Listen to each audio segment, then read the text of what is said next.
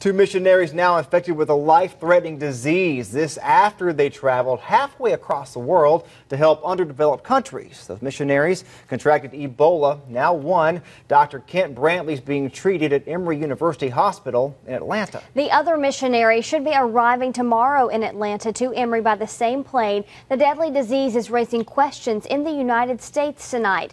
News Channel 9's Lauren St. Germain spoke with a local missionary who spent over 20 years in different countries in Africa. Lauren. Latricia, Josh, missionaries work to help others, and they know the risk they're taking when they travel out of the country. Local missionaries say doing their homework is key, and one outbreak will not stop them from returning to help people in the future. I wish I had like a light or something. Selflessly helping others who can't help themselves. The needs are so great, and in every way you can think about spiritual needs, but physical needs. Again, we had the only medical care. We had a clinic with 2 nurses, no doctor, and we were the closest medical care for 100 kilometers, 60 miles. That's why Dr. Godfrey with Baptist International Missions and other missionary groups traveled to underdeveloped countries. They would put critically ill patients on a bicycle and hold them up and push them to our village. Dr. Godfrey and his wife also lived in Africa for 20 years, raising his daughters there.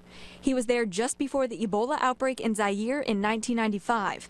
In fact, he plans on returning to what is now called the Democratic Republic of Congo and leaves Saturday. But he knows there's always a risk. About 2 or 3 weeks ago, I took yellow fever vaccination, meningococcal vaccination, typhoid vaccination.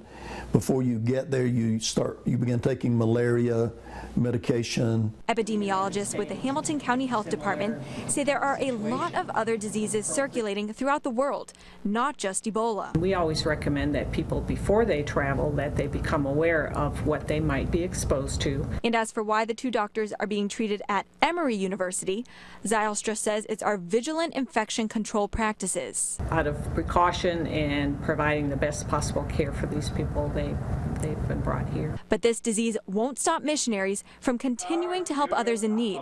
Just put trips to certain areas on hold. If we don't do things because of risk, we'll never do much of anything.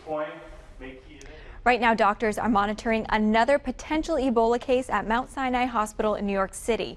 Now, according to the hospital, the patient came in with flu-like symptoms this morning and was recently traveling in West Africa.